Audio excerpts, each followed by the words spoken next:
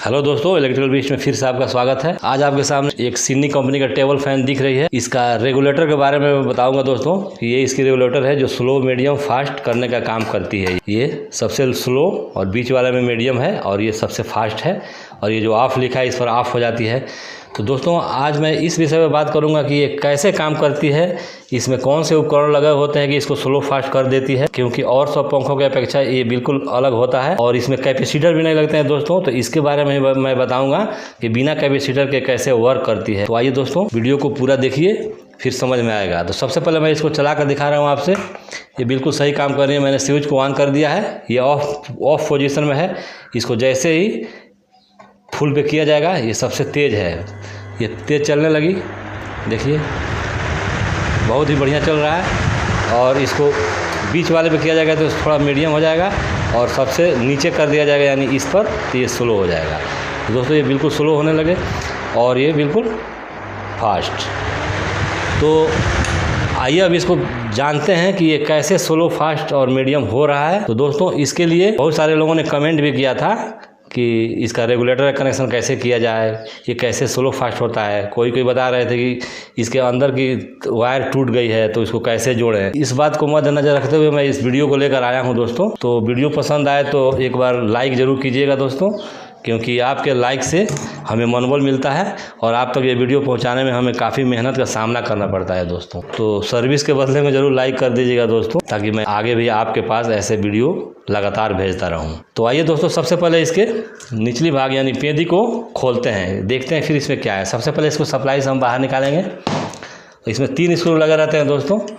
ये 3 स्क्रू लगे तो रहते हैं, बहुत सारे स्क्रू, लेकिन इस स्क्रू को नहीं खोलना है, किनारे के 3 स्क्रू को इसको ओपन करना है। तो आइए फटाफट ओपन करते हैं दोस्तों। ये पंखा जहाँ भी है बहुत अच्छा चलता होगा और बहुत कम जलता है, इसमें जलने का चांस नहीं रहता है। इसमें मात्र 4 कॉइल होता है दोस्तों अंदर इसके। ये वाट थोड़ा ज़्यादा होता है दोस्तों इसका। इस फैन का वाट लमसम 100 वाट होता है। तो देखिए दोस्तों इसको मैंने ओपन कर दिया है। तो दोस्तों ये मेन लीड है, ये जिसमें गांठ लगी हुई है और ये जो 2 वायर निकले हुए हैं ये है मोटर से, बाइंडिंग से 2 वायर इसमें आ रहे हैं बाहर। तो आइए दोस्तों सबसे पहले इसको हम थोड़ा सा सफाई कर लेते हैं। इसको सफाई करने के लिए ब्रश या ब्लोअर किसी भी चीज़ से आप साफ़ कर सकते हैं। मैं इसको थोड़ा सा ब्लोअर से सफाई कर दे रहा हूँ ताकि इसमें का जो भी धूल है वो अलग हो जाए।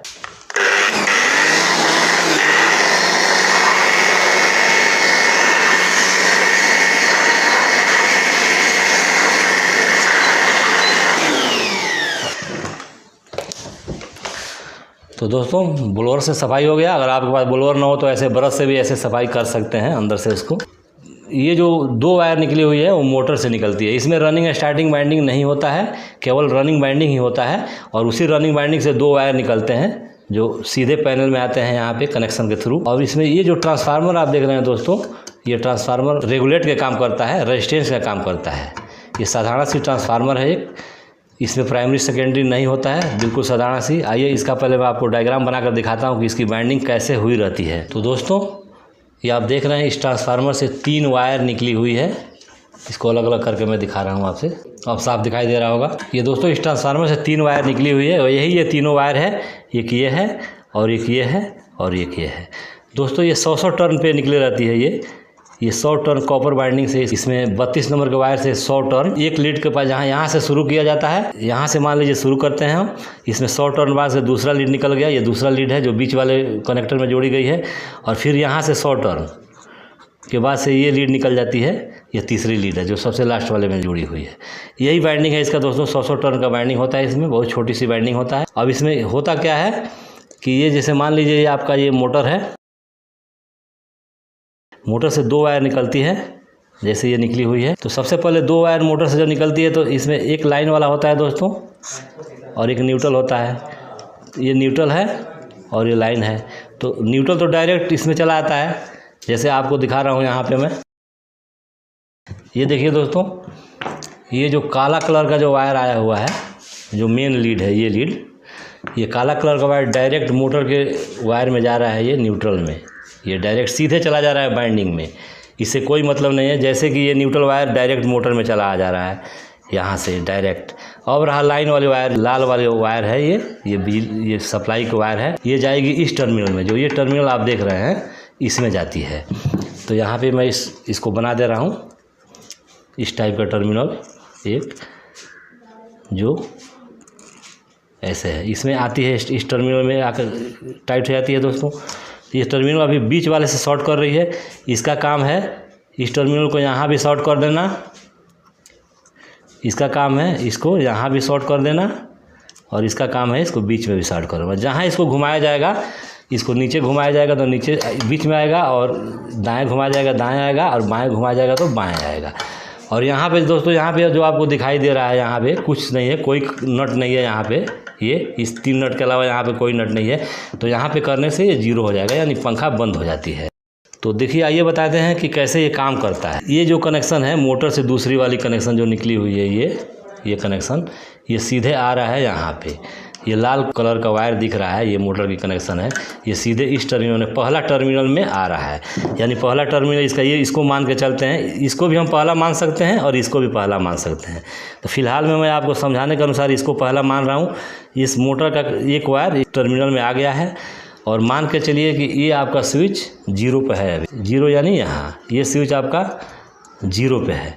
तो 0 पे है तो फैन आपका बिल्कुल नहीं चलेगी। जैसे स्विच को आप ऐसे नीचे करेंगे, ऐसे करेंगे, यानी ये वाले कनेक्टर को आप वैसे इसमें आएगा यहाँ, तो यहाँ आने का मतलब हुआ ये डायरेक्ट यहाँ आएगा, और ये इसको हटा दे रहे हैं। ये लाइन जो यहाँ मिल रही है आपको, वो सीधे इसमें मोटर में मिलने लगेगी। देखिए इसके थ्रू, ये स्विच के थ्रू ये लाइन यहाँ मिलने लगेगी मोटर में, तो मोटर सबसे स्पीड में चलने लगेगी। अब इसको यहाँ से हम यहाँ उठाते हैं, जैसे इसको बीच में करते हैं, ऐसे करते हैं बीच में, बीच वाले टर्मिनल में, यानी इसको हम यहाँ करते हैं तो ये कट जाएगा। और जब यहाँ करेगा तो ये लाइन यहाँ पहुँचेगा, और ये जब लाइन यहाँ पहुँचेगा तो ये 100 टर्न से होकर, ये 100 टर्न जो यहाँ बंधे हुए हैं, 100 टर्न से होकर इस मोटर में सप्लाई मिलना शुरू हो जाएगी इसी वायर के थ्रू। तो जब 100 टर्न से सप्लाई यहाँ मिलेगी तो इस 100 टर्न का रेजिस्टेंस बनेगा, तो पंखा थोड़ा सा स्लो चलेगी। अब ये यहाँ से हटा कर अगर इसको यहाँ दे दिया जाता है यहाँ, तो ये जो बिजली की सप्लाई यहाँ मिल रही है इसको यहाँ आने लगेगी ये, और जब यहाँ आएगी तो 100 टर्न ये और 100 टर्न ये, यानी 200 टर्न से होकर यहाँ मोटर के पास सप्लाई आती है। तो इसका रेजिस्टेंस डबल हो जाता है, मतलब यहाँ की अपेक्षा इसका यहाँ से डबल हो जाता है। तो डबल हो जाने का मतलब हुआ कि पंखा को और स्लो कर देगा। तो दोस्तों ये पंखा और स्लो हो जाता है। इसी सिस्टम के अनुसार ये स्लो और मीडियम और फास्ट होता है दोस्तों। यहाँ पे सिंगल वायर निकला हुआ जैसे आपको दिखाई दे रहा है, क्योंकि आपको मैं पेपर से दिखाता हूँ। बहुत सारे लोग पूछते हैं ट्रांसफार्मर से वायर टूट गया है तो इसको कैसे ज्वाइंट करें। तो देखिए दोस्तों, यहाँ से शुरुआत हुआ है तो यहाँ सिंगल वायर है, आपको मैं दिखा रहा हूँ। यहाँ पे आपको दिखाई दे रहा होगा, ये वायर जो ट्रांसफार्मर से निकल रही है सिंगल लेयर है, 32 नंबर का वायर है। अब इसमें डबल होगा, यहाँ से जब निकालेंगे इसको, देखिए दोस्तों यहाँ पे डबल है, 2 तार एक साथ है, मोटा दिख रहा है, ये 2 तार है, यानी यहाँ ये वाला कनेक्शन है जो मैं यहाँ पे बता रहा हूँ आपको, ये वाला ये है, इसमें डबल कनेक्शन है। और फिर यहाँ पे सिंगल हो जाएगा, जैसे यहाँ पे सिंगल है दोस्तों, ये सेम ऐसे ही यहाँ पे सिंगल रहेगा, मतलब डबल बीच ही में रहेगा, यहाँ पे ये दोनों सिंगल रहेगा। तो दोस्तों इस तरीके से ये सिनी फैन बिल्कुल काम करता है। अगर ये ट्रांसफार्मर कहीं से भी ये ब्रेक हो जाए, एक वायर टूट जाए, तो ट्रांसफार्मर के तीनों लीड बताएगा नहीं। इसको टेस्ट करने के लिए सीरीज टेस्टिंग लैब से सबसे सही उपाय है दोस्तों कि हमारा ट्रांसफार्मर सही है कि नहीं। इसके लिए इस स्विच को आप 0 पर कीजिए, यानी ऑफ पर कीजिए, और अपने हाथ में टेस्टिंग सीरीज लैंप लीजिए, और फिर इसको टेस्टिंग सीरीज लैंप से यहाँ पे तीनों पे चेक करेंगे तो इसका कंटिन्यूटी हमको मिल जाएगा कि हमारा 100 टर्न जो भी है वो सही है। अगर कहीं से भी जली हुई है या ब्रेक है ट्रांसफार्मर, तो ये हमारा टेस्टिंग सीरीज लैंप बताएगा नहीं। तो आइए इसको चेक करते हैं। देखिए जैसे मैं यहाँ और यहाँ पे सटाया हूँ तो ये दोनों बता रहे हैं, यानी 200 टर्न काम कर रहा है, और यहाँ पे सटा रहा हूँ तो 100 टर्न काम कर रहा है। इसका मतलब हुआ कि हमारा तीनों ये बता रहा है, तो हमारा ट्रांसफार्मर बिल्कुल ओके है। ट्रांसफार्मर चेक करने का तरीका है दोस्तों, ये रेगुलेटर ट्रांसफार्मर है दोस्तों, इसको रेगुलेटर ट्रांसफार्मर करते हैं। और दोस्तों कभी कभी ऐसा होता है कि ये वायर या ये वायर, ये दोनों में से कोई एक टूट जाता है, यहाँ से अलग हो जाता है। तो इस पोजीशन में जैसे 3 नंबर वाला वायर अगर टूट गया तो सबसे स्लो पर काम ये नहीं करेगा, लेकिन मीडियम और फास्ट पर काम करेगा। और कभी कभी ऐसा होता है दोस्तों कि ये कनेक्टर आप ऐसे घुमा रहे हैं यहाँ से वहाँ तक, तो ये कनेक्टर बढ़िया तरीक़ा से इस तीनों टर्मिनल में शॉर्ट नहीं करता है, तीनों नट में, तो पंखा बिल्कुल नहीं चलता है। तो इस पोजीशन में आपको ये 2 वायर जो आपको मेन लीड से दिख रहा है, इस दोनों वायर को सीधे छोड़ाना है और पंखे के अंदर से जो 2 वायर निकल रही है मोटर बाइंडिंग के साथ, इसमें दोनों वायर को दोनों कहीं भी उल्टा सीधा आप जोड़ देंगे, अपने पंखे को डायरेक्ट चलाकर हवा ले सकते हैं। इससे कोई मतलब नहीं है स्लो फास्ट करने से। इस दोनों वायर को इस दोनों वायर में किसी में भी जोड़कर डायरेक्ट करके टेप लगाकर अपना काम कर सकते हैं दोस्तों। अब आती है कैपेसिटर की बारी कि बिना कैपेसिटर का ये चलता क्यों है। तो दोस्तों इसमें बिना कैपेसिटर का चलने का कारण ये होता है कि इसमें केवल रनिंग बाइंडिंग होता है जो रन करता रहता है, और दिशा रोटेट करने के लिए, जैसे कैपेसिटर दिशा को रोटेट करने के लिए लगाया जाता है दोस्तों, तो इसके लिए दोस्तों इसमें इसके मोटर के अंदर एक पत्ती लगी रहती है, स्टेटर के बीच में रहती है, स्लॉट के बीच में रहती है, पत्ती रहती है, एल्युमिनियम पत्ती जो इसमें लगी रहती है, और उस एल्युमिनियम के पत्ती के थ्रू इसका दिशा रोटेट हो जाता है। जब एक बार दिशा इसका रोटेट हो जाता है तो रनिंग बाइंडिंग के कॉइल के थ्रू ये बिल्कुल तेजी के साथ घूमने लगता है। यही कारण है कि कैपेसिटर इसमें नहीं लगते हैं। कैपेसिटर के बदले में एल्युमिनियम पत्ती अंदर लगी हुई है। दोस्तों ये रहा रेगुलेटर कैसे काम करता है सीनी पंखे का। तो मुझे उम्मीद है कि कोई वीडियो अच्छा लगा होगा। अगर अच्छा लगा हो तो इसे लाइक कीजिए और अपने दोस्तों में भी शेयर कीजिए। अगर मेरे चैनल में आप नए हो तो इसे सब्सक्राइब कीजिए और साइड का भी बेल आइकन भी दबाइए, क्योंकि मैं इसी टाइप के वीडियो लेकर आता रहता हूँ। तो मिलते हैं नेक्स्ट वीडियो में, तब तक के लिए बाय बाय।